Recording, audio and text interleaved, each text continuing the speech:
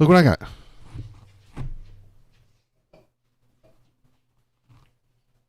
It's Bobo. Hello, Bobo. Bobo the baby bark boy. There he is. Say hello to the people. Whoa, he doesn't want to be here. There you go. Go on, get out of here. He's too rowdy. He doesn't want to be here. Bobo. Master 2002 Shark Happy. Yeah, he does not want to be here right now. He wants to be out on the sunny day running around. Hi, how you doing? My name is Waldo, and I'm here to feel the politics with you. How was everybody today? Yeah, Bobo is back. Classic Bobo. He's too wiggly. He's too rambunctious to sit right here within the camera frame. So, you will hear him in the background, and if he comes to visit me, and he probably will over the next couple hours, I will put him back up on screen. He is very cute. There is another puppy dog down there, but he doesn't like me so much. There's a Chihuahua down there, but he doesn't come over here very often because he's a mama's boy and he hangs out with mom all day. Hi, how you doing? I'm doing great. It's a nice, awful sunny day. You can see the grotesque day star back here. It is gross and I hate it. But yeah, we suffer through the sunny days so that we can have the beautiful, beautiful, cloudy, overcast days. And that's just life, you know. That's how it is. That's how it goes. That's what we do. How's it going?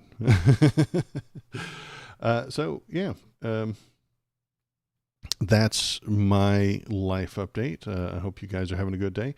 What is today? Today is Saturday. So what we're going to do is I've got a handful of links to look at. I've got a handful of YouTube and news links to look at, and then we'll look at them. We'll do the politics, and then if we run out of politics, we'll play a video game. I don't think we will today, but and then I've got a whole rant. Dog ran under my feet. He literally ran under my feet. There he is again. There he is. Look at him. Yeah, he's just being too rambunctious today. He's just hopping over the couch. Bobo crazy as hell. Yeah. He's just all over the place. He's way too rambunctious to sit here and be on screen for more than a second. We'll look at the politics, we'll look at the stuff, and then if we run out of stuff, we'll play a game. If not, I'll rant about some stuff and we'll turn it into YouTube videos. If you want to watch those videos, you can do that on YouTube. Bam, YouTube. Right there. There's the link. Go on over there, press the thumbs up. Break the thumb, smash the bell, obliterate the subscribe button, and then spread some hatred in the comments because the YouTube algorithm is powered by hatred, and that only increases my numbers. There he is again, just nonstop. He is just a little toddler, isn't he? And he's gone. Okay. I'm going to stop paying attention to him. Let's do the news before this becomes the puppy podcast. Let's see. What the hell is going on? Hi, Actual Cloud. Thanks for being here. You're not over my house today. So, because you can see, not over my house today. Let's see. Yeah, Mom Donnie. Yeah, Mom Donnie. We like him. He's great. I like him. You like him. Everybody likes him, except the people in the politics and the people in charge. What is he talking about today? Let's read. New York City Democrat mayor nominee Zohran Mamdani excoriated Andrew Cuomo's recent call with President Donald Trump as a betrayal to the entire city. So Cuomo, the former governor who left in disgrace, is from New York, and that means he knows Donald Trump. Donald Trump knows everybody from New York, especially if they're rich and famous like Andrew Cuomo. And Cuomo had a phone call with him a couple of weeks ago. Nobody knows what they talked about. They all deny it. The New York Times said it definitely happened. Was it cordial? Was it pleasant? It doesn't matter. The fact that he is the a Democrat and ran as a Democrat and was the Democratic governor. Some people are saying he's literally the devil because grocery stores. Right. He wants city-run grocery stores instead of, I don't know, some multinational corporation getting all the money that you put into the grocery store. So he would like for people who live in the city to get paid for the work they do in the city. It's insane. It's communism, if you ask me. But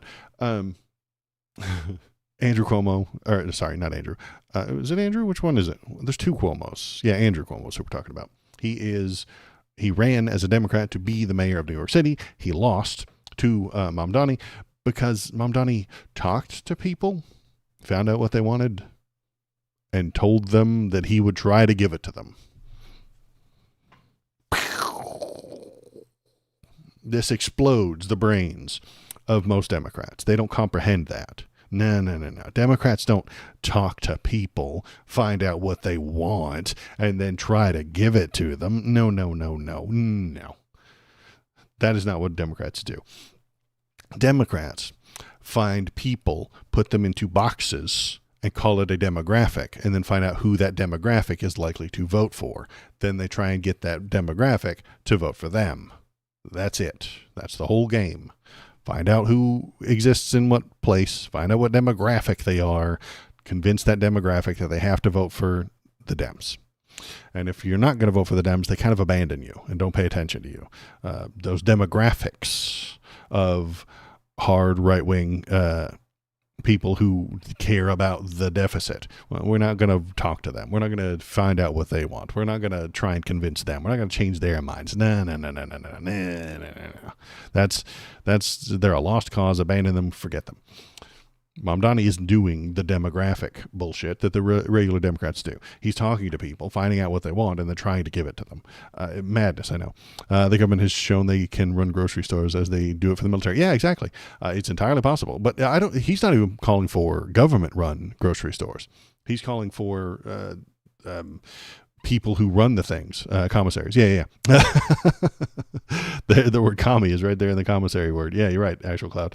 But I think that he's not calling for the government to run it. He's calling for the laws of the city to make it better and easier for people to run grocery stores rather than giant multinational corporations that take the money and then send it somewhere else.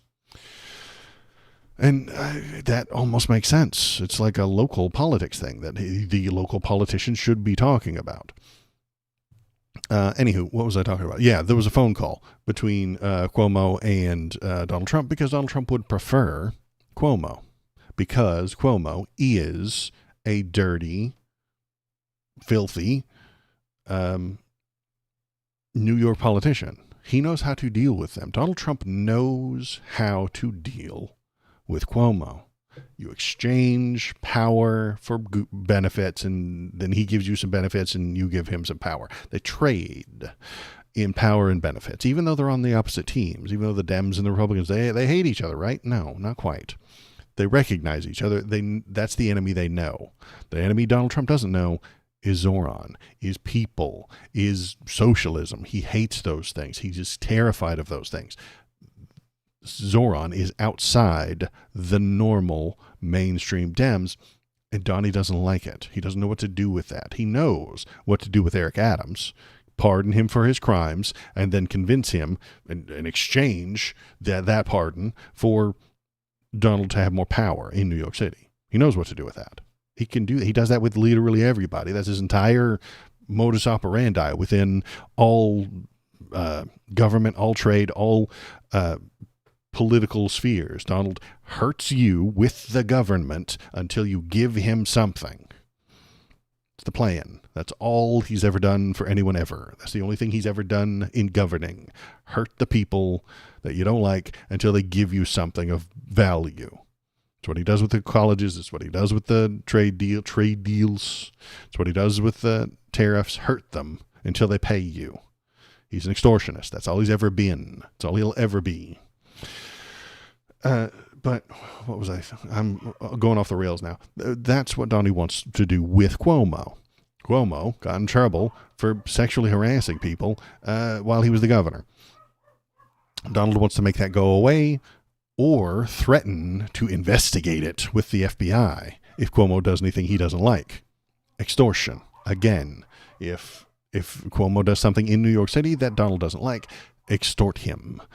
Threaten him that he's going to investigate. Threaten to do the things that if he does what you want, you promise to make it go away and no one will ever hear about it. So the extortion won't work on Zohran Mamdani. It won't work. He doesn't have anything. He doesn't have anything to extort. They've been digging up dirt on him for the past few months, and most of it's just nothing. Literally nothing. But let's listen to what he had to say, because it is good and it is pleasant. I'm so glad to be reporting good news. It is at this very site that we understand the cost of this news. That former Governor Cuomo has been conspiring with President Trump about the fate of this city, about the future of this city, about the facts of this race. It is knowledge that is a betrayal of everything that we stand for as New Yorkers. It is knowledge that disappoints us, and yet it does not surprise us, because it builds on a history that we have seen with this former governor. A history of trying to hide that which he knows is offensive to the values of this city from the people of this city. We see that with this call itself. Something that took place many weeks ago, and yet it took the New York Times to share this with New Yorkers. We know that this former governor has very little regard, whether it be for the Democratic Party, the democratic process, or for Democrats themselves, because he would rather look past having been beaten by close to 13 points by a campaign that amassed more votes than any Democratic primary winner in New York City history, to the extent that he would actually have a conversation with the very president who is stealing food from the hungry, who is throwing New Yorkers and Americans from coast to coast off of their health care, and doing so all in service of yet another significant wealth transfer between those who do not have enough in their pocket to those who have more than they know what to do with. We know that Andrew Cuomo will sell working people out for his interests, for the interests of the billionaires that supported him, for the interests of Donald Trump, because all of those interests are lining up as one and the same. It is time for us to say enough. It is time for us to make clear that what this city deserves is a mayor who, when he sees Donald Trump attacking the people of this city, will stand up and fight back against that vision. Will not get on the phone with the architect of that vision to speak about a race that we already know should be a referendum on how to make the most expensive city in the United States of America affordable. Not a question of how we can install yet another ambassador for Washington, D.C. in City Hall. Another ambassador for Washington, D.C. So, what did we just watch? Yes, he is well-spoken. What did we just see there? What you saw was politics, baby. Oh, my God. All of the Democrats need to learn from him how to campaign. His opponent, Andrew Cuomo, Zohran's opponent, Andrew Cuomo, has done something that the voters won't like. So Zohran immediately calls up a press conference, tells the people what happened and why it's wrong, and then he weaves in some of his talking points. He's very good at politics, y'all. He's very good at it. He should be running the entire DNC. They would be putting stuff like that out, and they would win. He's not doing what the Dems usually do, which is to politely hint at the story, but not actually repeat it. Don't point the things out. They would gently complain about the hypothetical candidate who did a hypothetical thing wrong, and then they would passively let the voters decide. Wrong. No. Don't let the voters decide. The TV lies to them, and the algorithms are bought by the bad guys. Tell them what's wrong, why it's wrong, and tell them what you think. That is leadership. The Dems don't want to be leaders. They want to be followers. Follow the whims of the poorly informed public. Follow the path of least resistance. Follow the money, most of all. Follow the Republicans as they shift the country to the right. That's what the high-level Dems are doing right now. Chuck Schumer, Nancy Pelosi, and what's his name, Hakeem Jeffries. They don't lead. They don't want to lead. They want to stay in power and make as much money as possible as quietly as possible. They don't want to do stuff. They don't want to win. They don't want to put out bills. They want to be in second place and bitch and complain. That's what they want to do. That's easy. I'm doing it right now. It's very simple. Anybody can do it. But I didn't run for office promising to make your life better. They did. And they can't make all that money quietly if they are rocking the boat to get your issues addressed. If they rock the boat to get your issues solved, they aren't quietly amassing power and money. They can't become quietly wealthy if they spend all of their time sticking their necks out to help you. Ugh. Gross. They don't work for you anymore. They hypothetically, I wasn't around a long time ago. I mean, I'm old, but a long time ago, maybe the government worked for you to help you, but they don't right now. We can argue about the past if we want to, but right now they don't work for you. The mayors, the state people might be a little bit more close to it, but the high-level Dems that you see on TV every day, they do not work for you. They don't do things to make your life better. Neither do the people on the right. They do things to appease their owners. You know, the people on the right are owned by the media, and the people on the high-level Dems are owned by their donors and the business class and their investors. Investors are parasites.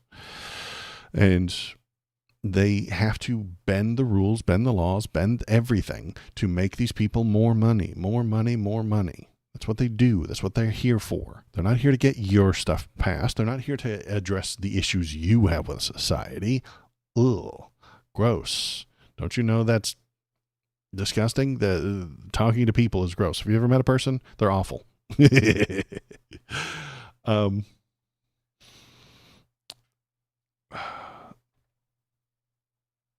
What do the highest level Dems want? They would prefer to be the furthest left-leaning position within the Overton window. You've probably heard that term. Let me see. I got a photo of it. Where is it?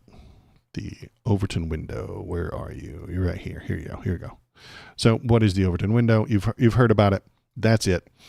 That little window there in the center is just where policy exists, right in the center. That's what's enforced by the law. Now, you have popular things on the right, and then you have popular things on the left. But then outside the window, you have sensible things, and then you have acceptable things, and then you have radical things, and then you have unthinkable things. The right wing, because they own all the media, all of it, including the one you're watching me on, they want to push this to the right as far as they can. The Dems, hypothetically, should be pushing it to the left as far as they can, but they don't, because that would require leading. That would require taking a stand for something. That would require pushing back and putting in some sort of effort. They don't do that. They don't want to do that. Zohran's doing that. Mom Donnie's doing that. Bernie's doing that. AOC is doing that. They are trying to push things to the left. They are trying. And what do they get from the Dems in the middle? They get shit on. They get ignored. They don't get the endorsements or the money or the fame or the time on TV that all the other people in the middle get, because the Dems want to do as little as possible, and the right wants to move us to the right. And so that's what you've been seeing over the past year, is society moving to the right and the Dems being dragged along with it. Sometimes they complain. Sometimes they write a strongly worded letter, but they're not doing anything about it. They're not going to push against it. The way to move the Overton window to the left is to act, is to be like Zohran, be like AOC, be like Bernie, move things to the right, force it to the left. Force it to the left. But the Dems don't want to do that.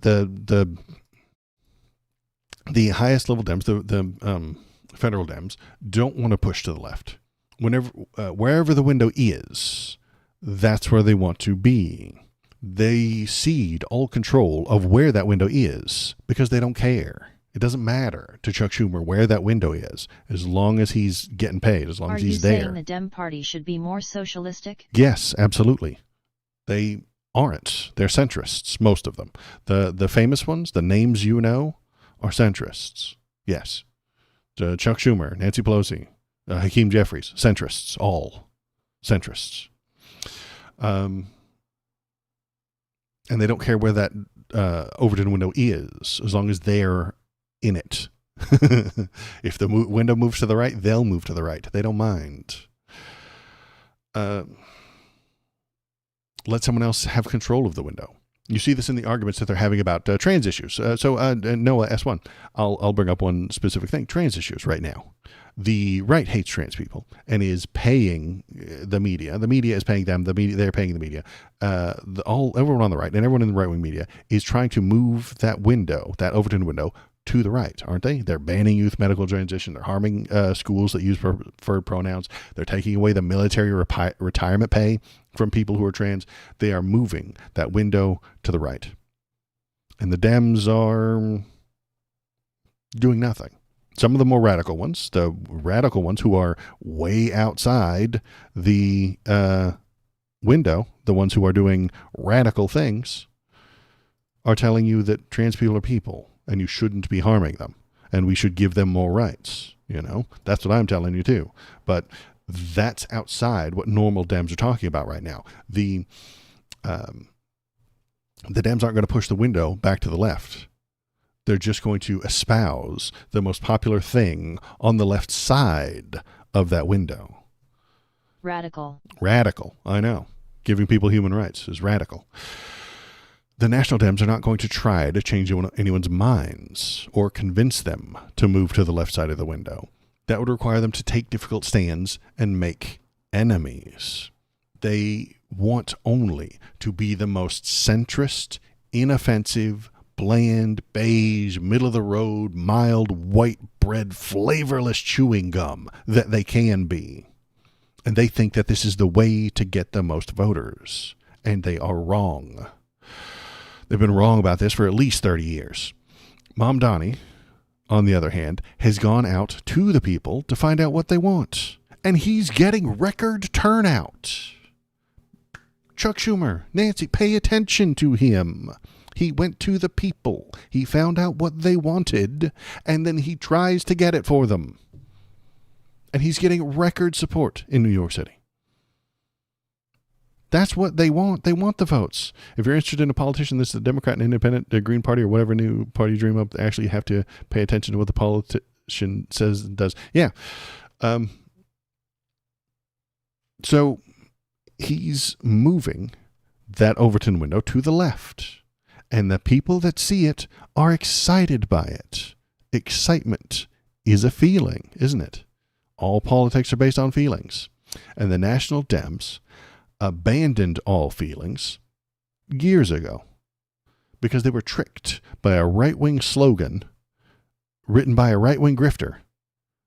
Facts don't care about your feelings.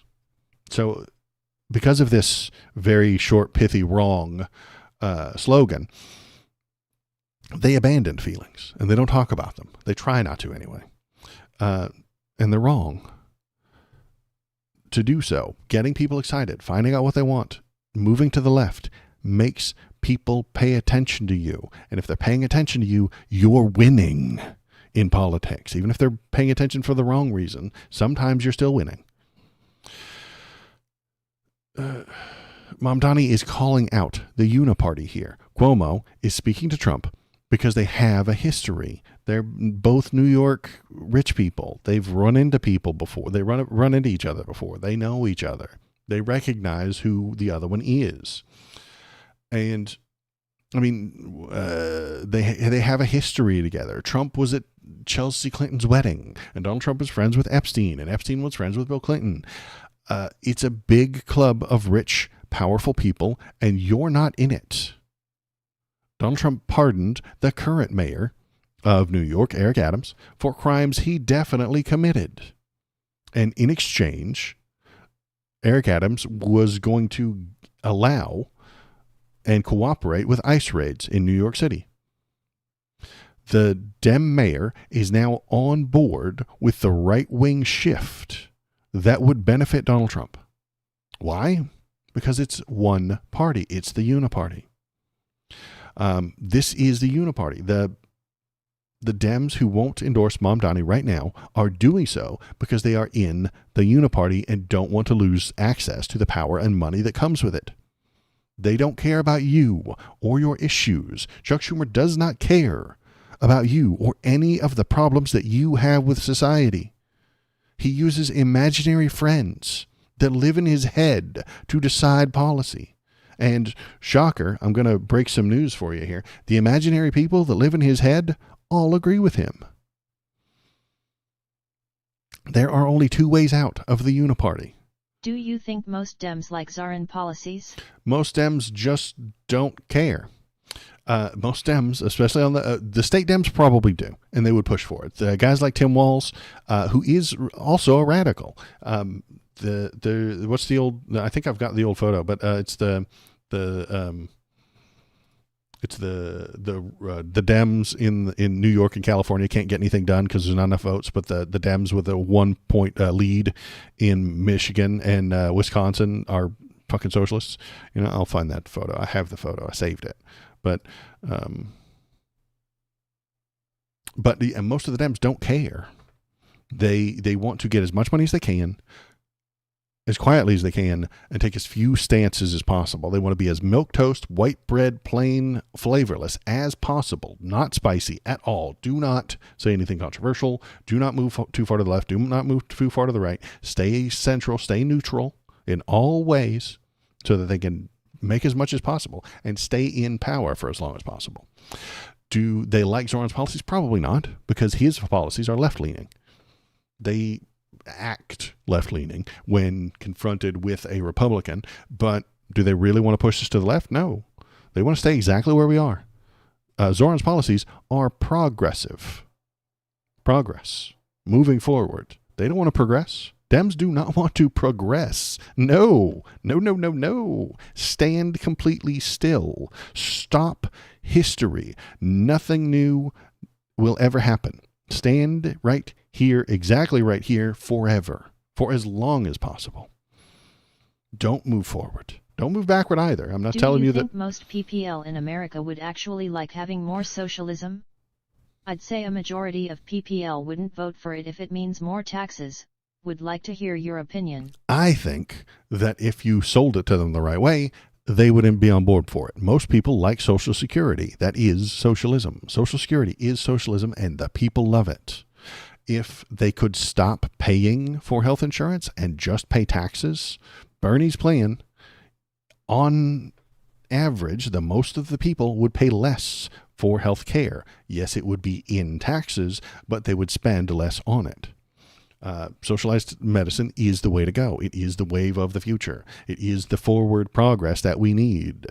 And the people are tricked by hard right-wing media. The right wing owns all the media. Yes, most people would vote for socialist policies, but they knew what the socialism was. Exactly. If you explain it to them the right way and don't let Sean Hannity explain the whole thing to everybody, then you could make them get on board with it. Zohran is pushing socialist ideas in New York City. The people hear it, the people like it, and he's getting record votes in New York City because he's describing it in the right way. He's using language that the people enjoy. He's using language that the people like. If it meant more taxes, but you would have to pay, you'd stop having to pay co-pays. A lot of people, I think, would be on board for it. If you could pay more in taxes, but less would be taken from your check every month for health insurance, people would like that. And then the world would be a better place. That would baby step us towards socialism. I'm not suggesting that we full 100% socialism tomorrow. I'm saying we have to baby step people into it. And I think healthcare is the best place to do it.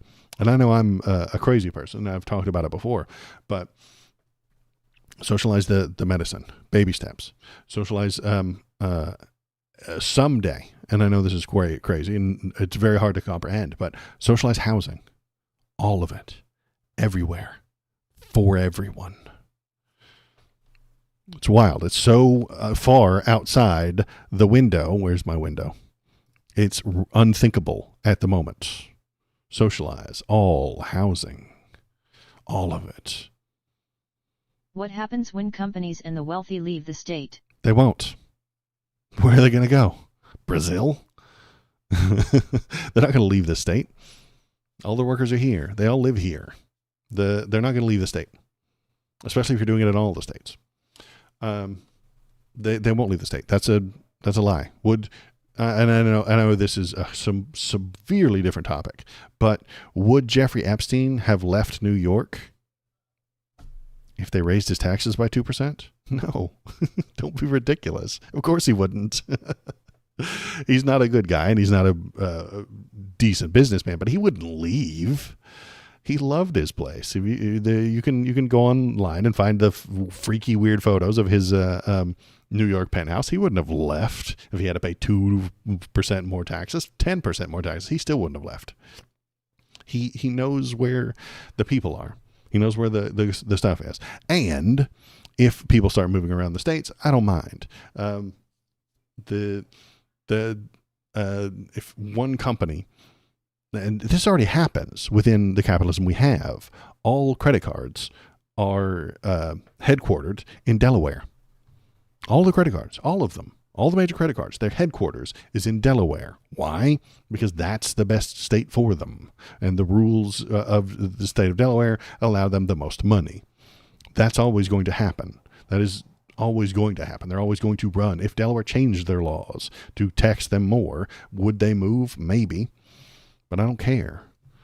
That's fine. Who cares? We can then chase them to the next place. If they all move to Montana, then if Montana wants some more tax money, they can do that. I'm all right with this. This is fine. But the Uniparty, there's only two ways out of the Uniparty. Oops. Why didn't that go away? There's only two ways out of the Uniparty. To the left or to the right. And I don't think we can go any further right. I really don't think we can. Who is out there outflanking Donald Trump on the right? Nobody. I mean, you can find some on 4chan possibly. You can find some neo-Nazis who are like, Donald Trump is not going far enough. The right wing likes to pretend that this would be detrimental to economy, despite it being just one less massive parasite. Exactly. Even if the companies do socialist policies will uplift the worker and people will be able to open new businesses. Absolutely. Competition. Noah S., that's kind of the competition, you know? If the taxes went up by 1% and the company leaves, there's room for a new company there that could do it better or run with a smaller percentage of CEO pay. And then you would be better off and I would be better off. Everyone would be better off with that competition. And I'm okay with this idea. Then making things better for the workers gives them more power, gives them more authority, gives them more ability to buy stuff, and that increases demand. When the workers have money, demand goes up. When the workers have money, everything gets better. They spend it. They don't ship it to Swiss bank accounts and that never comes back to the country. They don't put it in high yield investment bonds that do nothing. Investors are the parasite class, and they own the media and have been lying to us about who the actual parasites are. Investors are the parasite class. They do nothing for you. They do not increase anything. They put money into a company, then they get more out. And if they don't, they sue them or they use clever little tricks and loopholes and laws to make their money back. They don't do anything. They produce nothing. They create nothing. They turn ones and zeros in an imaginary bank account into more ones and zeros in a different imaginary bank account, and then somehow they get more money.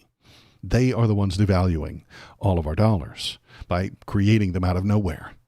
Investors are the problem, and they run everything. They run the entire government. They run the entire economy. They run every company. They run every business. They run every website. They run all the things, and they are the problem. They are forcing unreality into our world, and it's causing chaos. They are the ones who are feeding from the system and demanding more.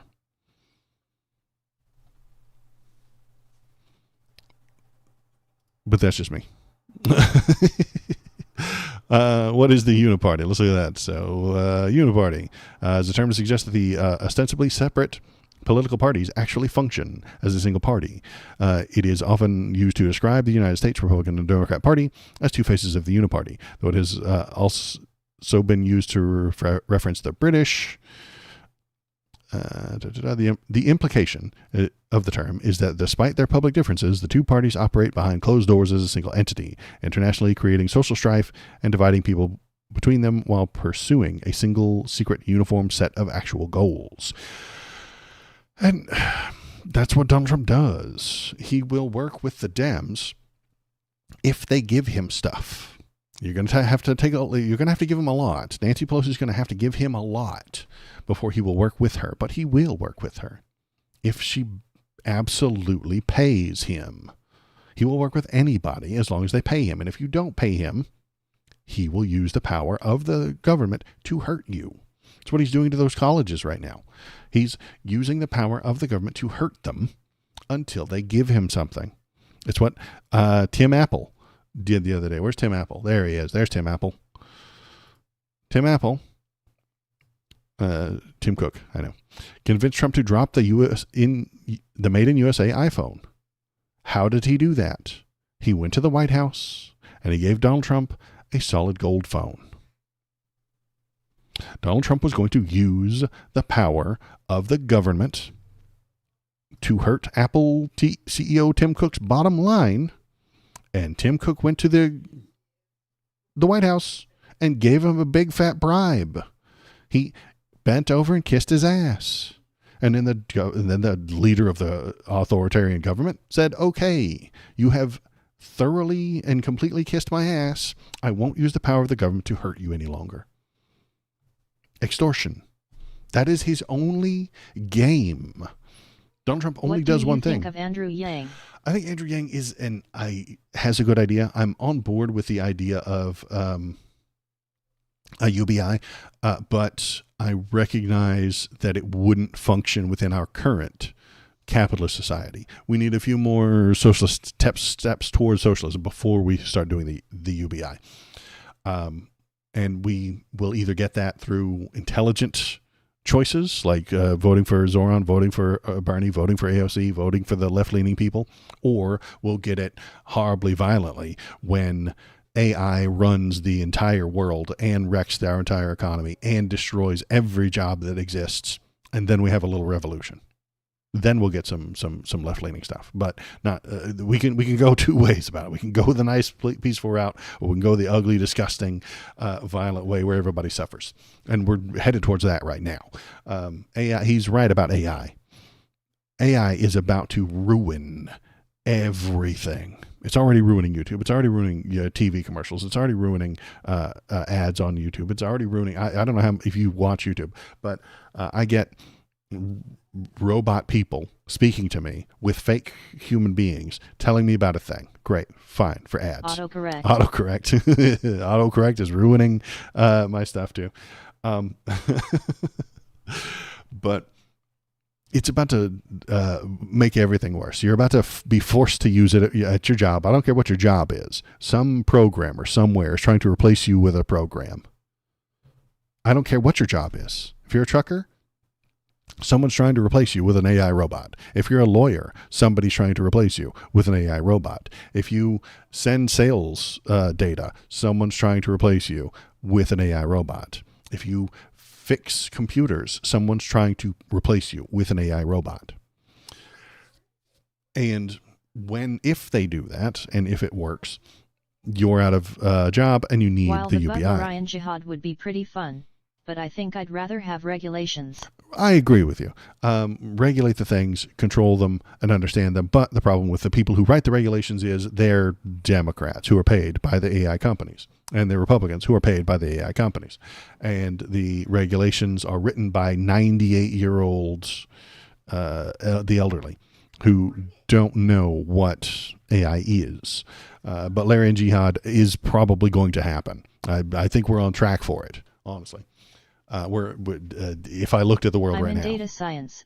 I use AI every day to help with work. I can tell you RN. With what we have now, it can't take over the human element. We will see in time though. Right, and I think you're right. If you're at the top of a field, it can't replace you. It can't, at the moment, run data cables. It can't carry heavy loads. They're trying, though. Those Boston Dynamics boys are trying, aren't they? For the robots to start moving things around. The middle management, however, will be replaced. I worked at a large company, and my manager did nothing. He didn't do anything at all. He sat in on meetings. He listened to the meetings. He wrote emails, and he told us what other people had written in their emails. That was like it. That was the whole thing. Manager. Classic manager. If we were late, he would have written an email and written some write-ups and shit like that. But honestly, nobody was. So everybody shows up on time. He doesn't do anything. There's not a whole lot of things going on. And the federal government seems like it's making it a national security issue. And I think it is. There are some things that the AI is going to sift out of metadata that you might not know is there. And that could be a security issue. It will be eventually. It will be eventually, yeah. So that middle manager could have been replaced by an AI. I mean, if the AI just takes all these emails and then brings it to me and says, here's what the plan is from the higher-ups, the middle manager doesn't need to be there. They're not doing anything. I think a lot of middle management jobs, and honestly, here's the worry that I have. If you actually look at the law, it's a bit like a flowchart. If you imagine the law like a flowchart, do we need people involved? If it's written really well, I don't think you need people involved. The AI could take over. I think AI could and should and will at some point take over for lawyers. Now, why hasn't that happened yet? One, it's very complicated. The laws are quite complicated. Two, it changes all the damn time. And three, all the politicians are lawyers. You have a law degree before you're allowed to run as a politician to write and change the laws. We think about politicians, but we also forget they are lawyers, So you have to have a law degree. And I think it's the thing that might need to be AI controlled first is the law, but it won't be because the lawyers are in charge. Politics is writing the law. That's illegal. You go to court, you sue them. If the governor of Texas does a bad thing, then the lawyers who are hired or elected sue him. It's a whole thing. And I think a lot of that could be replaced by AI. It won't be because they're in charge. AI is in a weird spot because it really matters who makes it and decides what it spits out. Exactly. That's the other issue. That's the other reason I don't trust it. We've all seen the Grok bullshit where it's lying and changing its opinions and changing what it says based on what Elon wants it to say. He's controlling it. He's telling it what to say. There are AI overlords that are not as stupid as Elon. They're not as obvious. On Twitter is actually comical. There are AI overlords who aren't as stupid as him, who aren't as obvious, who aren't as blatantly one-sided. And usually they decide based on profit. Yep. And profit doesn't care about shit, including human lives. I don't trust anything with a profit motive. I always distrust things with a profit motive. But that is the capitalist hellscape that we live in. We live in a capitalist hellscape where profit is the most important thing. And the people, those AI overlords who aren't as blatant and loud and stupid and obviously. Everything is about money and power. Right. And the ones who are quiet about it are making these changes without you knowing it. I covered that story last week where the computer code accidentally left parts of the Constitution out of the government website. Like the government website through a coding error, accidentally left out a part of the Constitution. Now, if we're being really doomer, I'm going to put my tinfoil hat on. Here we go. All right. All right. If I put my tinfoil hat on. Fascist code. Right. I would tell you that the AIs are going to start changing old science. They're going to go, if you wanted to look at, let's imagine that if you wanted to look at a scientific document from 1972 that is a fact, you're entirely sure that it's true, I would go online to look at it. And if I go online to look at it, the AI could just change it and I'd never know. And that's the idea. That's the worst case scenario, is that solid science from 1972 that was found, measured, discussed, proven, written down, and printed, and then saved digitally forever, will be slightly altered by AI, and you'd never know it. You wouldn't notice. How would you know? How could you tell if the thing that you're looking at on Wikipedia was changed? Wait, where's my button? Where's my button? There it is. If you were looking at Wikipedia, if you were go down to the, I don't know, let's go down to the references. Here's a reference, here's a reference, here's a reference. But if you look at like actual scientific documents, let's see if I got is there a scientific, geez, I don't want the Wall Street Journal. Scientific paper. Let's look that up.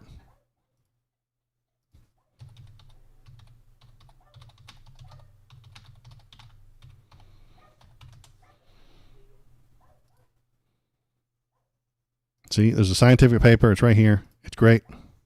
There's a scientific paper written in 1972 about chemistry. Now, I'm looking at this online right now. How do I know it's true? How do I know it's correct? I just have to trust that the Science Advisor website is not feeding me bullshit. But if the Science Advisor website hires an AI and has an AI controlling it, they could change one or two of these words and severely change what is true, what is real, what is correct. And then you and I would use it as a source. If AI starts very gently changing the things in the past, we're all ruined. Yup. It's impossible to know what's true. Right. And that, I think, is part of the point. That's where the Uniparty wants to take us, where nothing is true. Everything is just based on whichever side you want to be correct. If you want Donald Trump to be right, then he is. Doesn't matter, because you can find evidence online that proves he is correct. If you want him to be wrong, you can go online and find evidence that he's wrong. They don't want a solid world anymore. They want chaos that they can ride. 1984. That's why I keep bringing it up. That's why the people on the internet keep pointing towards it. That's why everybody keeps talking about it, because that's where we are now. If they want it to be true, it is. If they don't want it to be true, it's not. If you want it to be true, it is. If you don't want it to be true, it's not. You live in a completely 100% malleable world now. And that's good for them, the people in charge, because they can surround themselves by people who are agreeing with them. And is that happening right now in chat? I don't know, man. This is the kind of shit that keeps me awake at night. Am I surrounded by robots that are saying nice things to me? Are you getting algorithmic things that will change your mind towards the way that the people in charge want it to be? I don't know. It's very difficult. See, exactly. Valor's a robot. Government's been lying for decades. There ever been a truthful government entity? Well, they all lie about different things, and that's the trick. Is one, if you know they're all lying, you can figure out why they're lying and how. You can determine what they're lying for and what goal they're going towards. You have to look at their motives. Why are they lying about that? What goal are they trying to accomplish? More. See, any of it's a robot too. I'm surrounded by robots. So yeah, what do we do about it? Just I don't know. Can we trust the things? Maybe, maybe not. The problem is that AI becoming even better would be the best lying tool possible. Right, and I'm worried about that. The thing I'm worried about is that it's being used for capital, and it's going to eat up all our resources. I over-exaggerate a little bit, but imagine that the Pepsi company buys the most powerful AI in the world, and it starts creating fake people. You remember hearing about the fake people that, dog break. Oh, I have to have this. Bark break. Sorry, I was ranting about AI, but the doggy's here. Say hello to the people, Bobo. Hello, hee-ho. Oh, good job. It's Bobo, the baby bark boy. The hive minds around AI won't be good immo. For example, people believe grok way too much, even when it's wrong.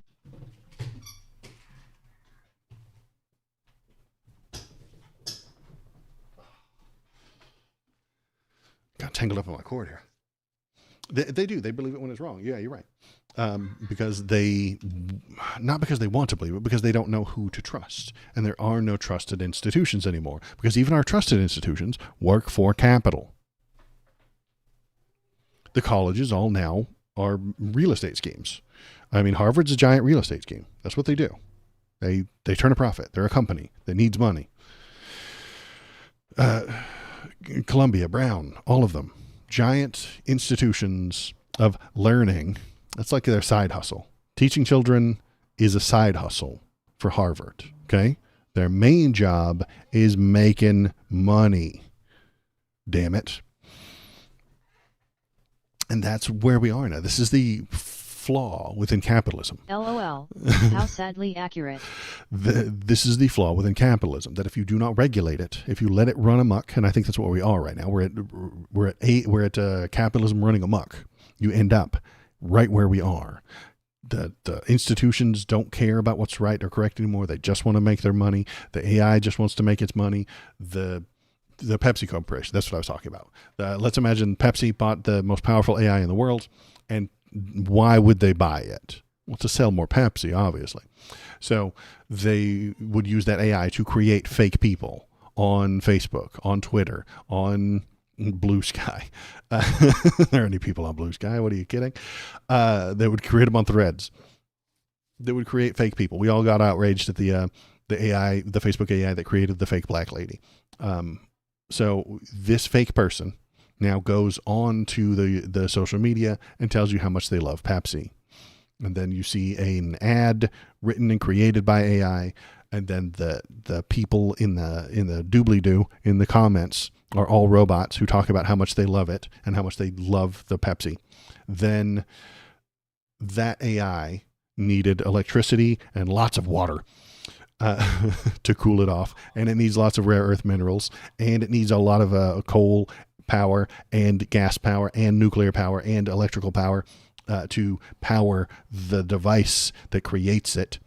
And then you, the human, recognize it for AI and ignore it. I know an ad when I see one. I'm very attuned to them. Anybody my age knows an ad when they fucking see it. You probably do too. You know it's an ad, so you turn your brain off and you stop paying attention to it. I have never bought a car based on the ads for cars. How many car ads have I seen in my life? Literally, maybe even 1 million car ads I've seen in my life. I mean, if you think you get 1 or 2 a day, honestly, how many car ads have you seen? Hundreds of thousands, literally, of car ads. How many times have you bought a car because of that? For me, it's 0 times. I've never seen an ad for a car and then thought I should go buy that car. Never happened. But that would happen. Imagine the car ads now cost so much in human resources, not in human resources, but in literal resources. Do you think colleges should focus on a fewer subjects like STEM fields, doctors, law? Maybe offer other subjects as well, but for a cheaper price? We can get to that here in just a sec. Let me finish with this point about the resources. So imagine if those car ads actually cost way more electricity, way more gas, way more coal, way more nuclear power, way more wind power, and thousands of gallons of water to produce. That would be insane. We would run out. What I'm worried about is that Pepsi's going to buy this AI. It's going to eat up all the human resources. Nobody's going to pay attention to it. Nobody's going to give a shit. They're not going to make any more money. And then we're going to run out of water.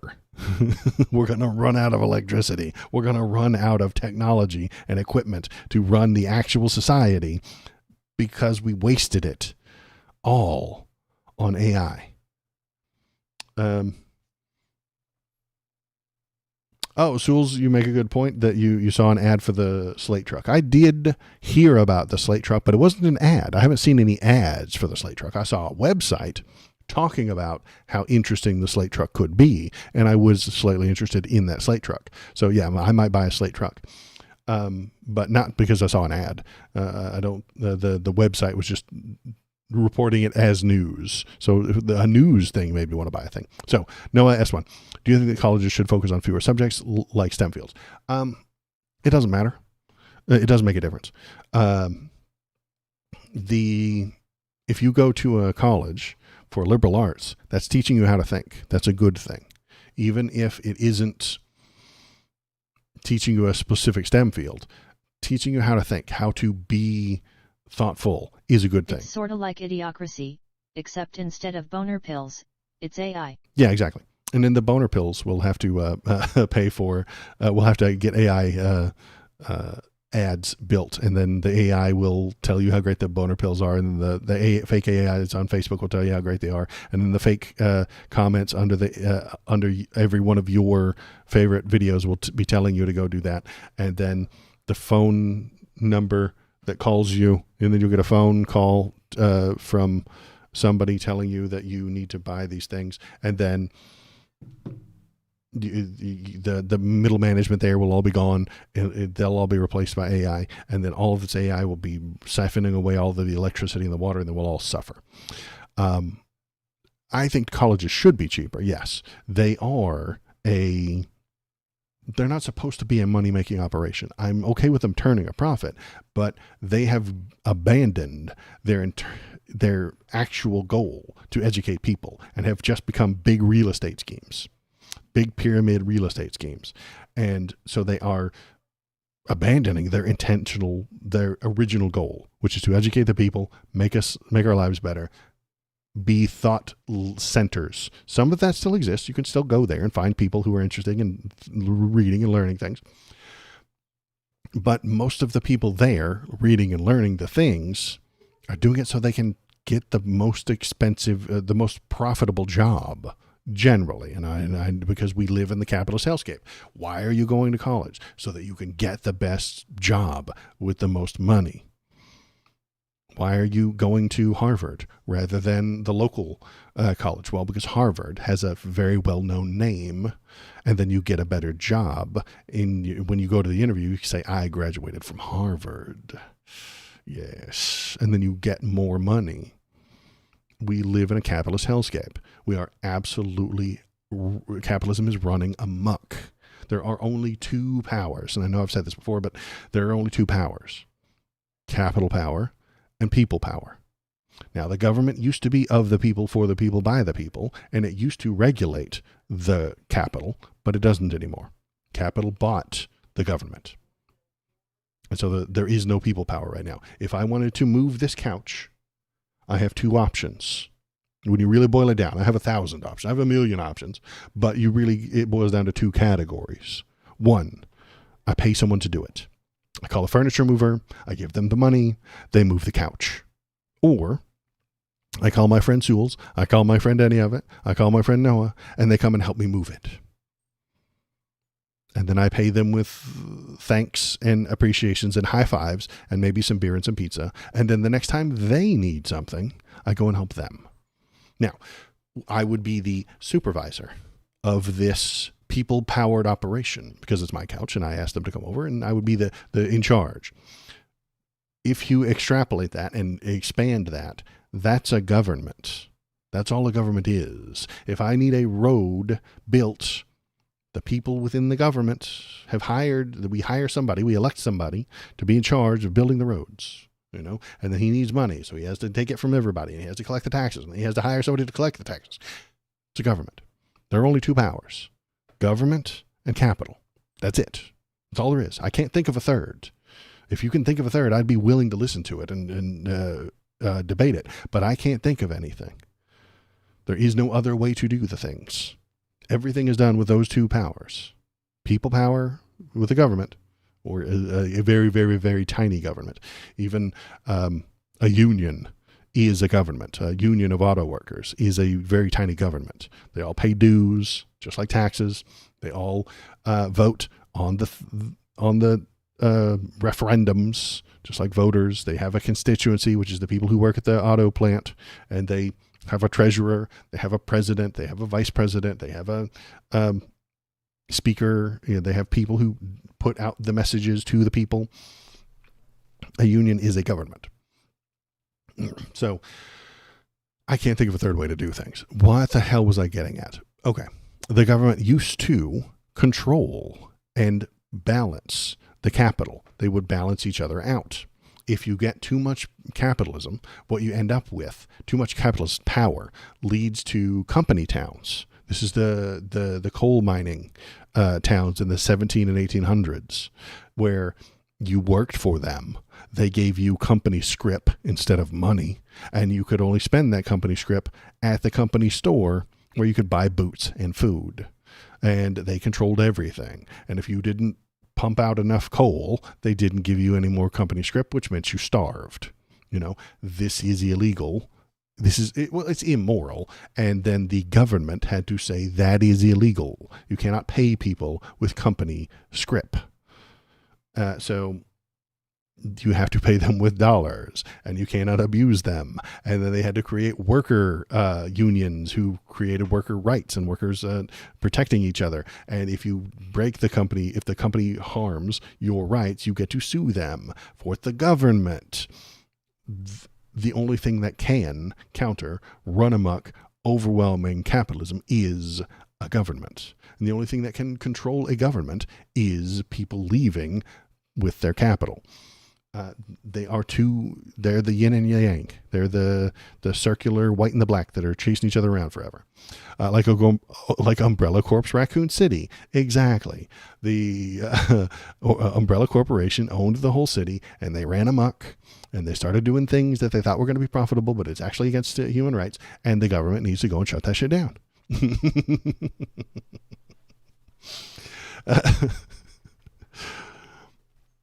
The only people that can fight against Umbrella Corporation is a government. You can't just lead a one-man army against them. It wouldn't work. You'd die. You have to have backup. You have to have people to help you out. You have to be sent in with resources and walkie-talkies and bullets, and all of that has to come from the government. You have to have a people power, putting people together to accomplish that goal of destroying the Umbrella Corporation and liberating Raccoon City. Anywho, I've rambled for a little while. What the hell was I talking about? Okay, so if you're in chat, hop in. Tell me if you're watching, hop in chat. Tell me what you're thinking. Tell me what you're feeling. Go on over to the YouTube page. There it is. YouTube. I turn all of these into rants into smaller, little manageable videos, and then I post them up on YouTube. Or you can go on over to the Discord. There's the Discord. You can go there and tell me what you're thinking, tell me what you're feeling. You can post memes. I post photos of the dog there sometimes. And you can post photos of your dogs. Not your cats, though. I'm just kidding. Cats are fine, probably. But yeah, I don't want the internet mad at me. Cats are okay. They're not as good as dogs, though. Dogs are clearly better. But going over there, there's an entire channel for Bobo Bark Boy photos and your pet's photos. I think Shinsinto put some photos in there of his idiot cats just the other day. You can see his idiot cats in that channel right now, at that Discord right there. So let's see, what else is in the news? What else is in the headlines today? Hey, here, this is horrible. U.S.-Russia peace deal proposed. A huge win for Putin. Of course it is, because Donnie works for him. That's who he works for. He doesn't work for you. He's not here to make your life better. No. He's here for the extortion. The United States and Russia are aiming to secure a peace deal that would lock in Russia's gains in Ukraine following the invasion 3.5 years ago, according to a report by Bloomberg.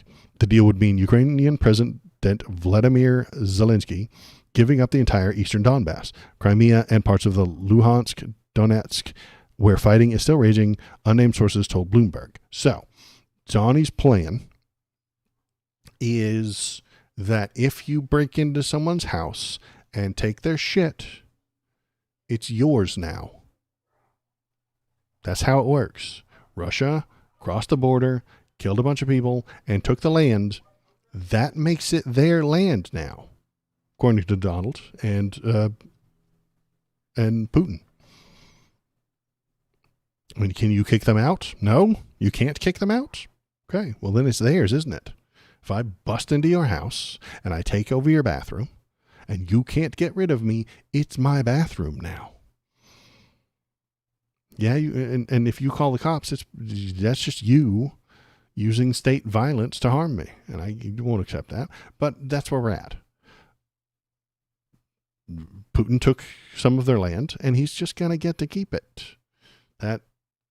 That's how it is, because that's what Donald appreciates. That's what Donald Trump likes. He likes the extortion. He likes the violence. He likes the force. He likes forcing people to take he is doing this in all parts of all politics everywhere.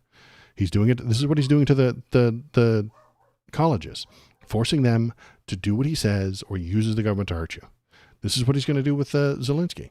You will do what I tell you, or we will stop aiding you. We will give you nothing. Squatters' rights on steroids. Yeah, this is not going to help any small country. This is going to help Russia. This is going to help the people with the biggest military. This is going to help the people with the most power. Thank you for following Jessica_Fuel83. Jessica Fuel, you just press the follow button. You just turned a frog gay. I hope you're proud of yourself. You turned a frog gay. This is on you, okay? If you're walking down the street and you see a gay frog, you did it. You should be proud of yourself. I'm proud of you. Good job. Hello. Hi, Jessica. How are you? Glad you're here. How are you? I am doing great. Thank you. Ranting about Donald Trump and Putin at the moment. He is. I'm fine, thanks. 3. Mm-hmm. Putin is going to benefit from this. He is taking from someone else, and he's going to do it again. He'll let things cool off. What he'll probably do is let things cool off for a few years. Where are you from? I'm from Seattle. It's a very nice place. You should check it out. It's very cool. And it's not too hot, which is my favorite part about it.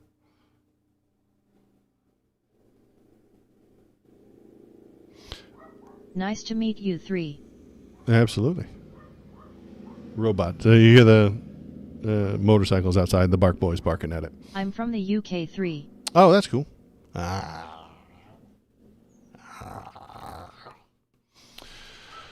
Tell us what you think about politics. That's what we're talking about. The news and the politics and the old important stuff. It's all bad. It's all based on feelings. I have an offer. May I share it if you don't mind? An offer? Oh my goodness. You guys, I wonder what it is. Hit us, Jessica. Tell us what the offer is. Speaking of bots. No, any of it. No, let's see where this goes. Well, I'm thinking if you do some changes in your Twitch profile, like a cool logo, banners, intro, outro overlays, so I think you got some crazy followers' attention. Oh, interesting. Thanks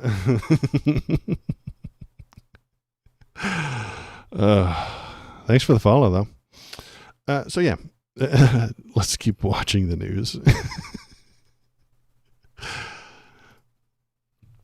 The United States and Russia are aiming to secure the stuff, blah, blah, blah, blah, why it matters. If confirmed, such a deal would represent a huge win for Russian President Vladimir Putin, who launched the invasion of Ukraine in February 22, a stated goal of liberating the Donbass, despite concerns and condemnation from global leaders who viewed the war as unprovoked and unjustified, because he is a liar. He pretends that the people there want him. What he does is it's settler colonialism. He sends Russian people across the border secretly to speak Russian and talk about how much they love Russia. And he pays them. And then they live there. And they pay their rent. And then they live there. And then when his troops come over, they high-five them and say, great, we are Russian, we love you, let's be Russian. And it's settler colonialism is what it is. So it's Russian land now. At least it's for design work rather than buying this time. Yeah, I know. That's the way. And those are probably bots too. But I appreciate the follow. Thank you. Yeah. Settler colonialism is what he's doing. This is what's happening in Gaza. This is what Israel is doing, is they send the people of a certain ethnicity to the land to live there, to say it's their land. And then they have the police back up one side, one ethnicity, and harm the other. And then when the ethnicity that is harmed, being the Gazans, being the Palestinians, they leave or they get chased out by violence, the settler colonials come in and say, this is our land now. It's always been our land. We've been here forever. You stole it from us, in fact. And I didn't live here yesterday, but I live here now. And it's because I'm taking it back from you. That's the way it always works. So the Russians and the Putin are saying this has always been Russian land. Remember when this used to be part of the Soviet Union? That was correct back then, and we need that land back. It's just an 18th century problem. Russia is doing 18th century colonialism, and NATO is a 19th century solution to the 18th century problem that is Russia. And NATO is not perfect, and I'm not saying it is or isn't. It is also a violent organization, but it is a military. What's the word? Not alignment. It's a military agreement. It's a military treaty. It's a military coordination between many countries. That's fine. You're allowed to have military coordination between many interested countries. You're allowed to do that. That's fine. You should do that. And when it does that, it pisses off Russia because they tend to be the ones who are doing the 18th century problem. Russia keeps doing this 18th century fucking action of stealing Crimea, stealing the Donbass, stealing Luhansk, stealing other land from other countries. They just keep doing it. So there's no real way to make it go away. I mean, we need them to stop doing that. We need Russia to stop stealing other people's land. But then what would they do all day? Well, come up with something better, guys. Honestly, do something better. Do something smarter. Start a company. You got plenty of oil. Do something. Have your people start building stuff. I don't know, man. Become a cool tourist location, but most of Russia is uninhabited, frozen tundra wasteland. They only have 2 cities. I dare you to name a third Russian city. Valor might be able to, because I think Valor's not American, but Americans can't name a third. Most Americans can't name 2 Russian cities. I can pull off 2, Moscow and St. Petersburg, but a third, most Americans can't pull off a third Russian city. They only have 2 real ones, and the rest are just nothing. They're kind of a dead country, and America's headed that direction. We're headed for being a dead country too, but we're not as far down the slide as Russia is, or the UK. What else is in the news? What else is going on? Oh, this is the thing I was talking about. The breaking of the people, the forcing people to do what he wants. Trump admin seeks $1 billion UCLA settlement. Why does he want $1 billion from them? Well, because he's stealing from them. It's a shakedown. Extortion. That's all this is. Let's read about the extortion. Trump administration is seeking $1 billion settlement from the University of California, Los Angeles, after the Department of Justice investigation found that it had violated Title VII of the Civil Rights Act. Donald Trump administration has cracked down on the pro-Palestinian campus protests across the country since he returned to office in January. Much of that crackdown is involved withholding or freezing hundreds of millions of federal funds for schools that the administration accuses of not doing enough to protect against anti-Semitism on campus. UCLA was the site of widespread protests last year against the Israeli government's military actions against Hamas in the Gaza Strip. The university's response to the demonstrations was sharply criticized, particularly after counter-protesters attacked the pro-Palestinian encampment. The clash devolved into violence, and more than a dozen people were injured before law enforcement intervened. More than 200 people were arrested the next day after defying orders to disperse. So, protests at campuses used to be an important thing. We want Vietnam protests. Vietnam protests at campus. Let's look at the images. This used to be a thing that happened in America, and it was a good thing.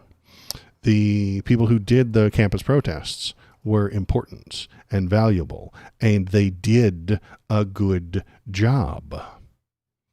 They made the world a better place. And the Republicans hated them for it. They hated them for it. The conservatives of the 60s and 70s hated the idea that these young people at these colleges were smoking reefer and doing the First Amendment. They hate that shit. Conservatives do not like the First Amendment. They don't respect the First Amendment. They do not like protests. They don't want you to do it, ever. Especially in a place full of people who agree with you. They do not want that shit. So they crack down on it. They have the cops break it up. They have the riots. They turn the fire hoses on you. They turn the dogs on you. They hurt you because that's what they want. They want you to shut up and produce. That is what the government wants. That is what the conservatives want from you, for you. Shut up, produce. Produce people, produce product, produce money, produce data for the AI farms. Produce. And shut the fuck up. If you protest and suggest that the government is doing a bad thing or doing things that aren't right, they're very unhappy with you, and they will use the power of the state to hurt you. They will use the power of the state to stomp on you.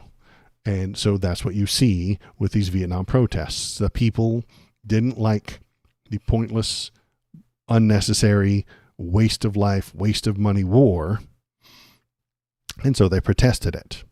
Today, and these people won eventually. These people won. This guy holding this sign eventually won. You will find very, very few people today who defend the government in its choices on Vietnam. Everybody thinks that it was a fucking stupid ass idea. Nobody likes it. Everybody hates it. There's nobody out there saying Vietnam was correct and good and everybody loved it and it was the right thing to do and we did it and we're proud of it. You can be proud of the individual people who went there, even though the government forced them to go there. But nobody's like on the government's side when it comes to the Vietnam War.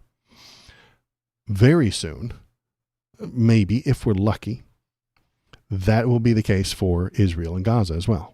The people at the protests today are very much like these people protesting against an unjust, awful war that is accomplishing nothing. It is wasting our money. It is wasting lives. It is killing people for no goddamn reason. Well, the reason is hatred and racial animus and and creating an ethno state in Israel. But I don't like those ideas. Those reasons are shit. Okay, I don't like those reasons.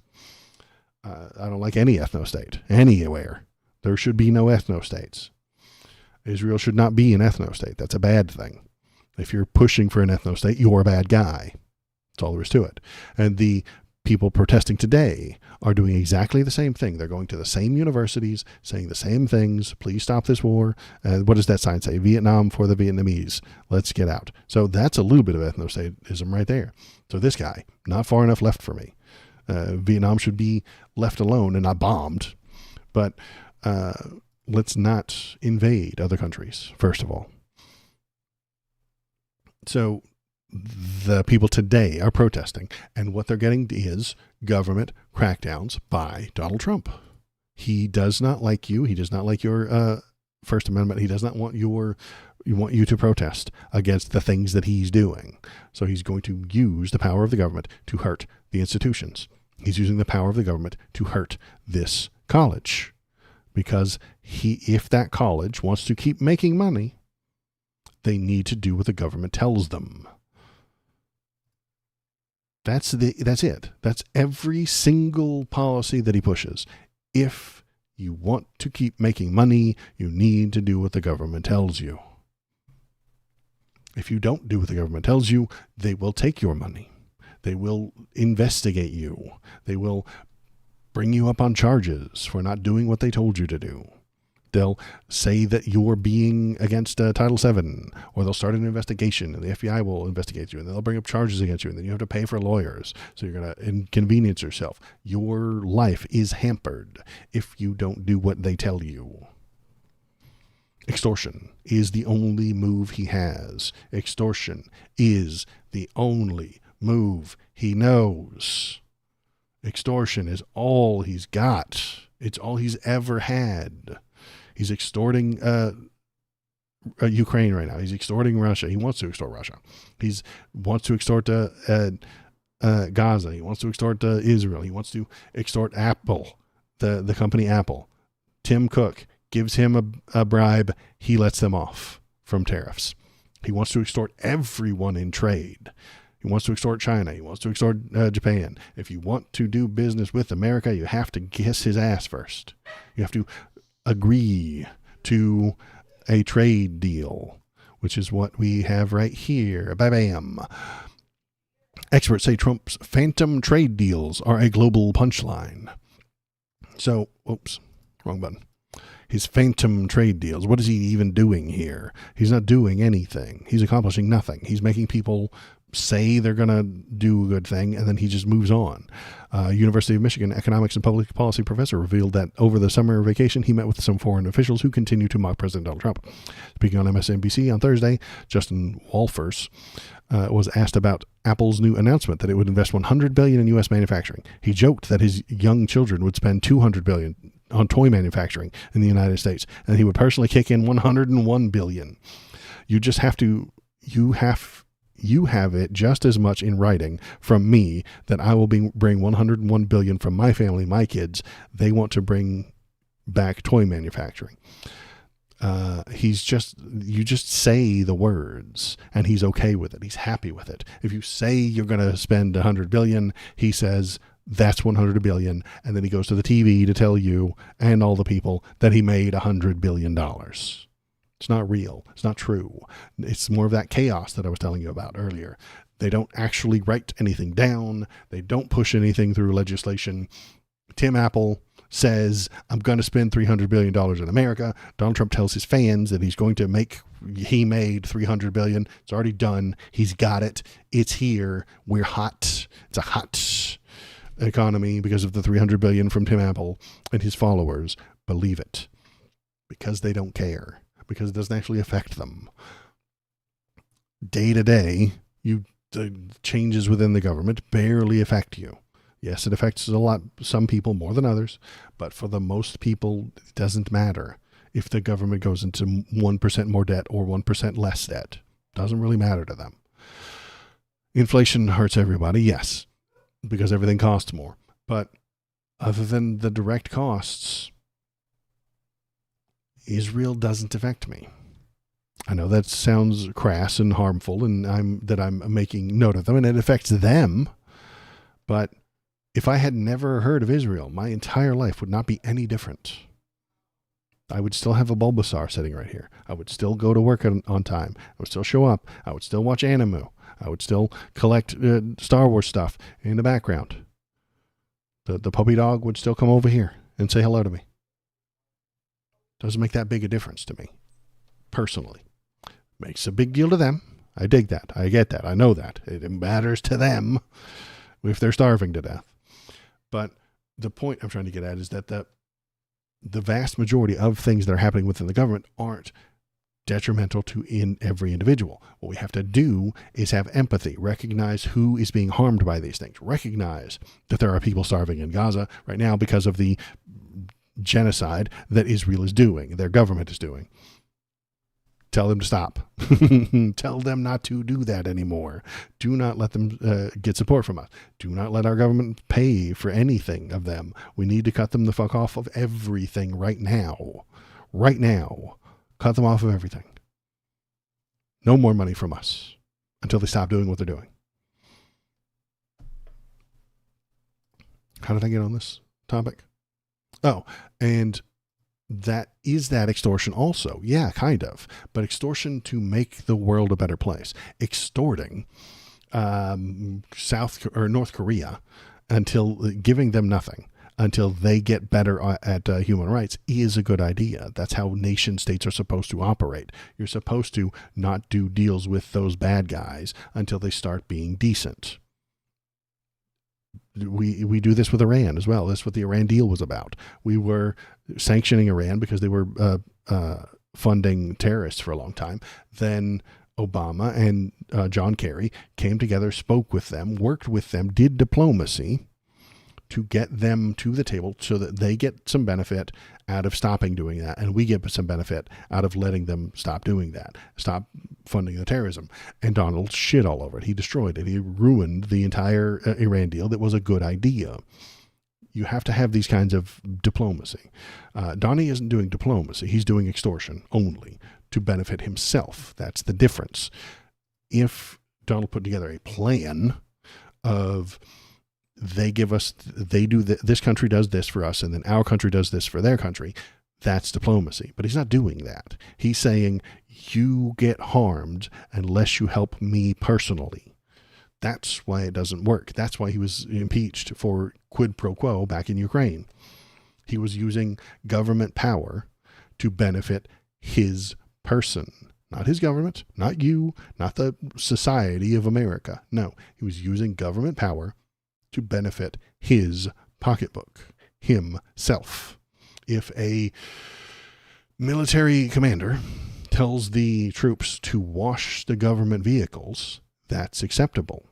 But if that military commander tells the troops to wash his personal vehicle, not acceptable. You don't get to do that. And the difference is that the troops working for the government, that's fine. The troops working for this commander's personal vehicle, not fine. That's a quid pro quo. That is what we are upset about. So there's your difference between extortion and diplomacy. Diplomacy and extortion are similar, but if you know who's benefiting from what, you can comprehend what the other one's about. What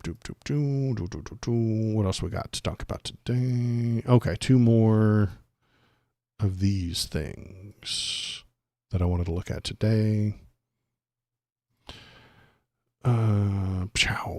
Guaranteeing fair banking for all Americans. This is a executive order from only 2 days ago. Is Donald Trump saving video games? So important that we figure this out. Is Donald Trump saving video games?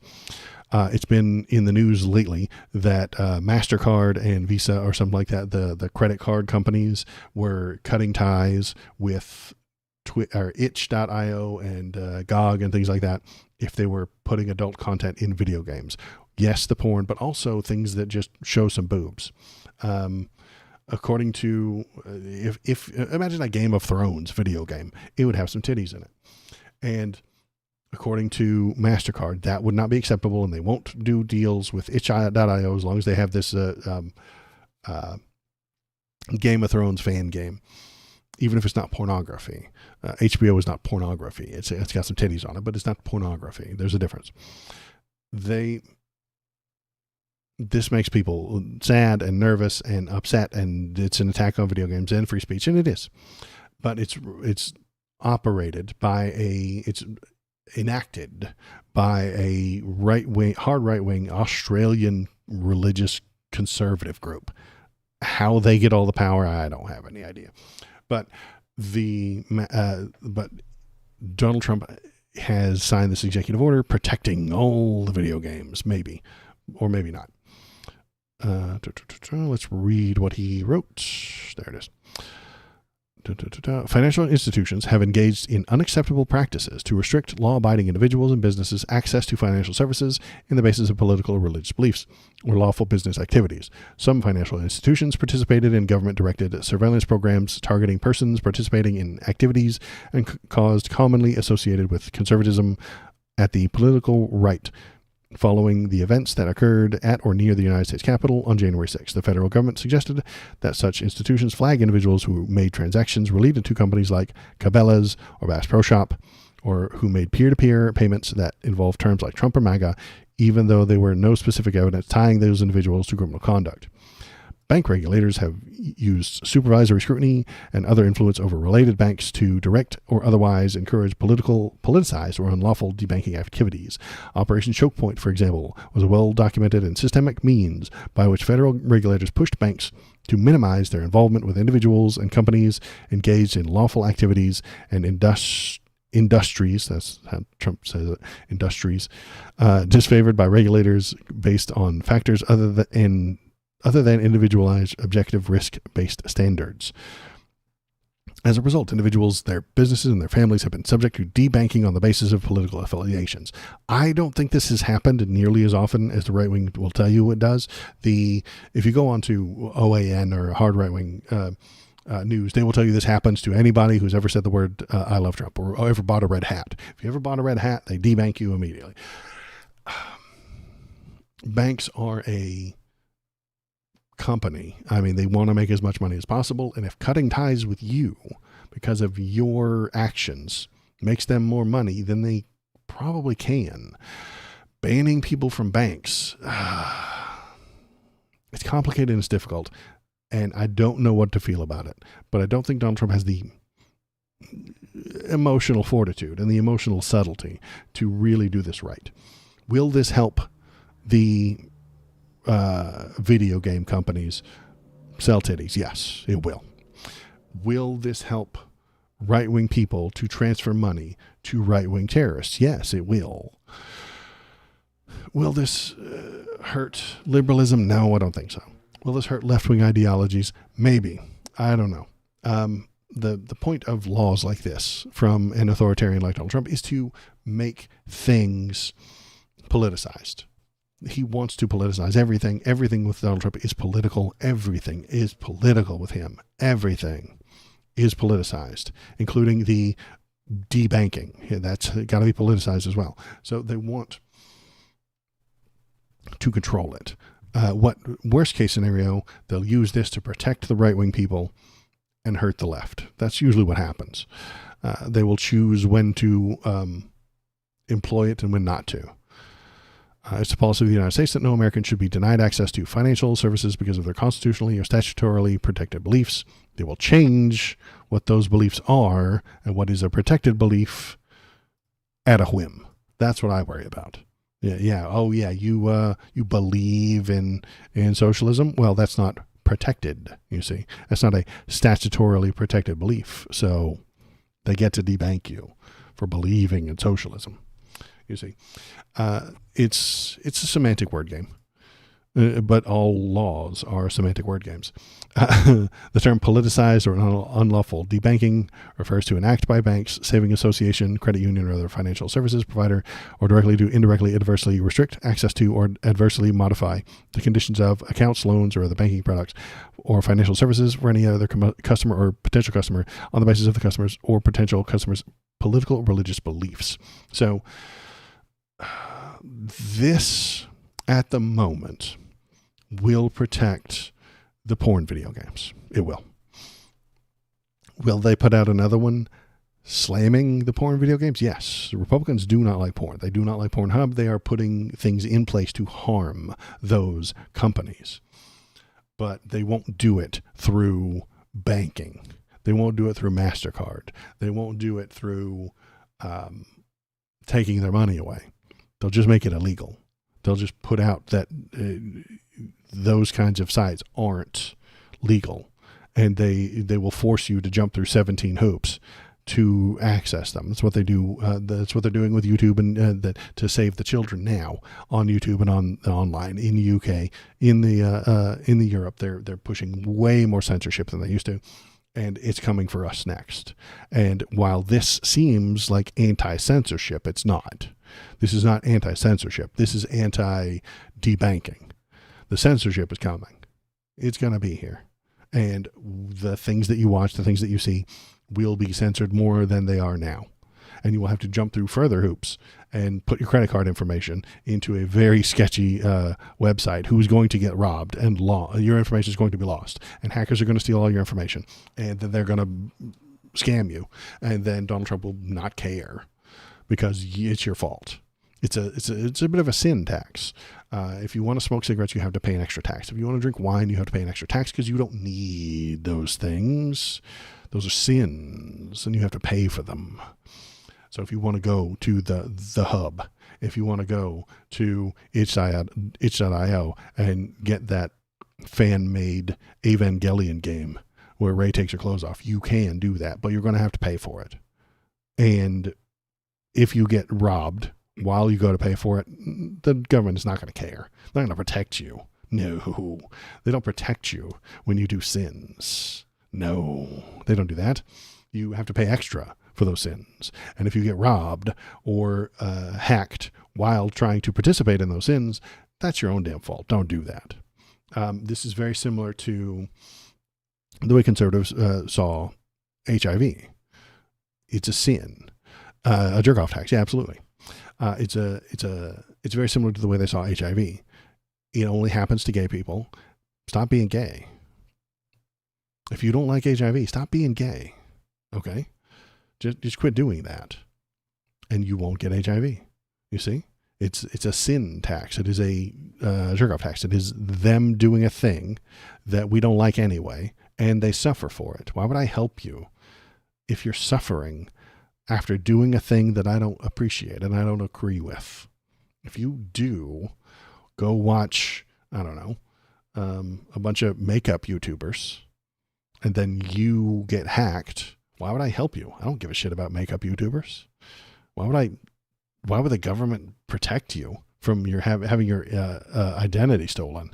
You used your identity to get into a site that the government doesn't like. Ugh. You made your bed, you have to sleep in it. And that's what we're talking about here. That's what they would push for. And that's why this isn't going to save video games. This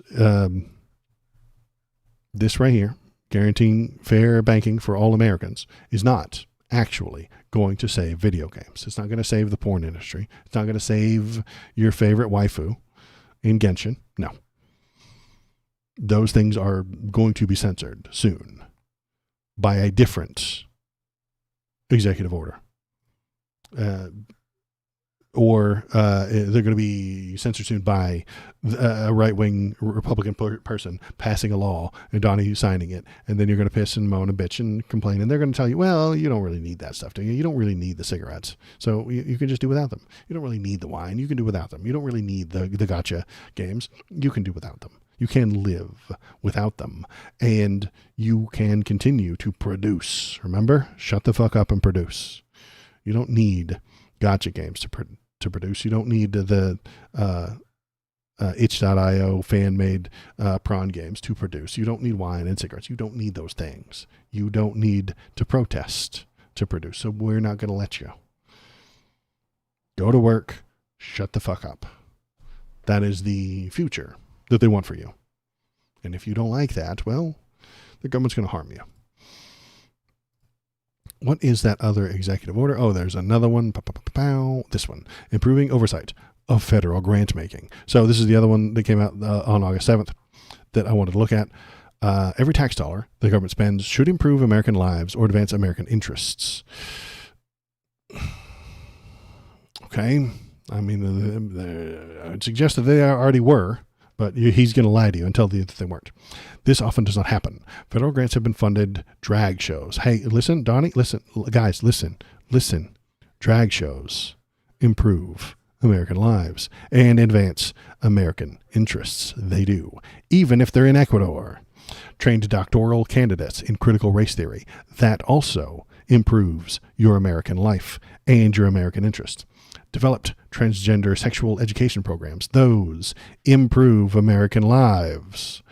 In 2024, one study claimed that more than 1/4 of the new National Science Foundation grants were to diversity, equity, and inclusion. DEI improves American lives. And other far left initiatives improve American lives. They do.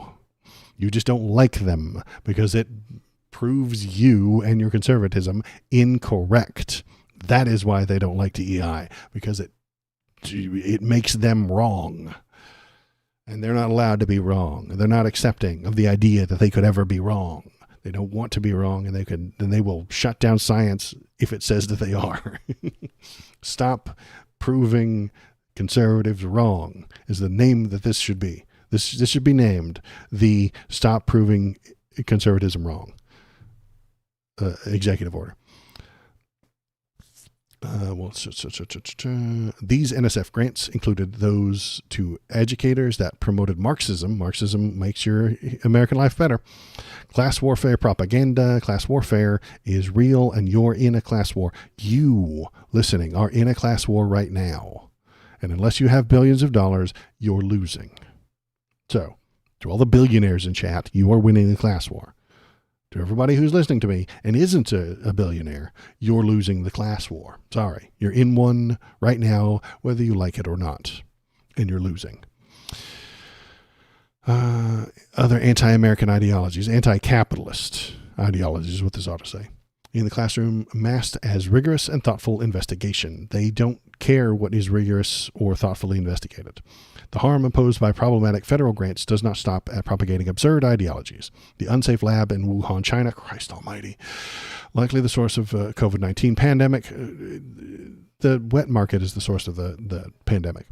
Engaged in a gain-of-function research, blah, blah, blah, blah, blah, conspiracy theory, even for projects receiving federal funds that serve an ostensibly beneficial purpose. The government has paid insufficient attention to their efficacy. You can't know what is going to be scientifically helpful before you do the experiment. If you don't know the data, you gather the data, then you make then you test it, and you find out after you've done all the testing and the reading and the searching and the researching. You can't know ahead of time what's going to work and what's not going to work. Conservatives don't understand science or how it's supposed to operate. They think you should just put this money towards solving this problem and then the problem is solved. No, man, you have to come up with ideas and test things, and you're going to fail, and you're going to run down ideas that don't work. You're going to go down a dead end.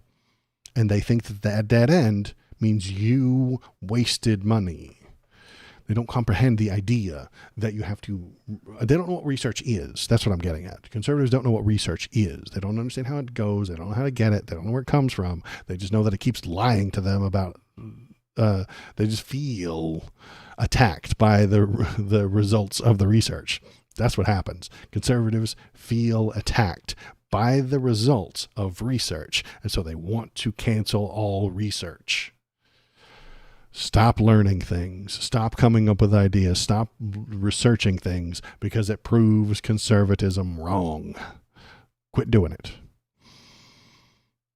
The grant review process itself also undermines the interest of the American taxpayers. Writing effective grant applications is notoriously complex, and grant applications that can afford legal and technical experts are more likely to receive funds. The people who work the hardest are the ones who are benefited. And that's not meritocracy. This is anti-meritocracy right here. The conservatives is doing anti-meritocracy.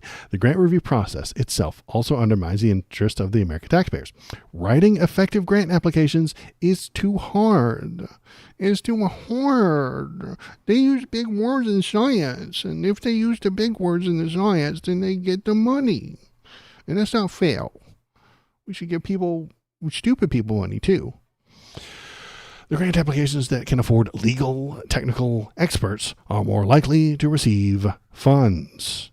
Boss, You're describing meritocracy, and you're against it. Conservatives keep telling me that they want meritocracy, and they're against it every time it pops up in reality. They're against it. In short, there is a strong need to strengthen oversight and coordination of and to streamline agency grant making to address these problems, prevent them from recurring, and ensure greater accountability for the use of public funds more broadly. The government holds tax revenue in the trust of the American people, and the agencies should treat it accordingly. What are they going to do to strengthen the oversight and coordination of? Well, they're going to let their politics decide. They're going to vibe check. They're not going to let experts decide where to put the money, where to do the research. No. You can't trust an expert. You can trust a podcaster. So they're going to put some dipshit right-wing troll in charge of deciding what gets funded and what doesn't based on his vibes. He's going to feel like it's a good idea to search for a thing.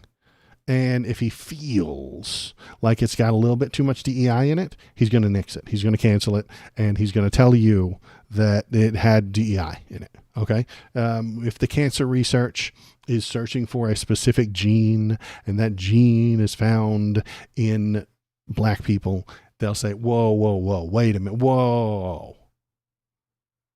That sounds like DEI. We cannot go searching for genes in a specific racial profile. So this one's shut down.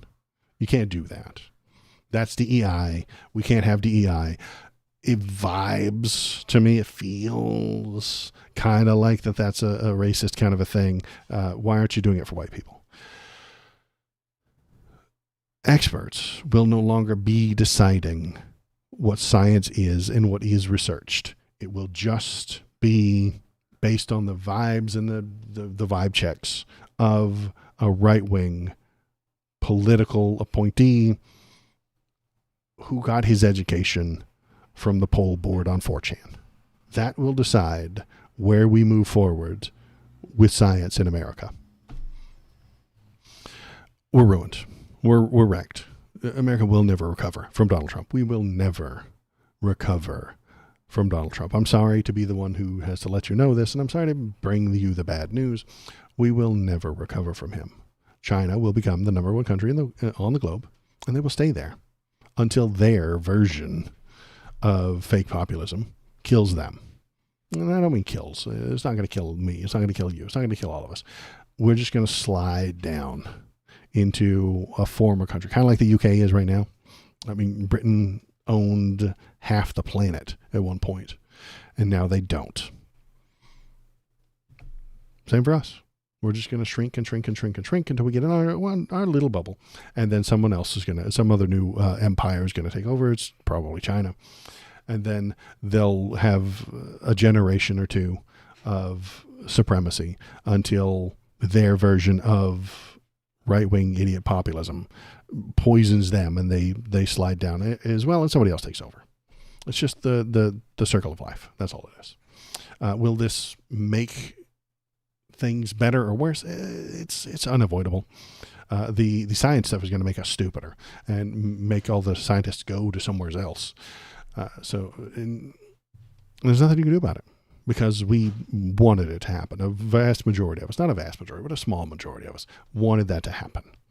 They wanted it to happen because they voted for Donnie because he is stupid and they're stupid and they feel good when he says the stupid things. That's all there's to it. The politics is all based on feelings. And if you feel like he's doing good things for you, you got good things.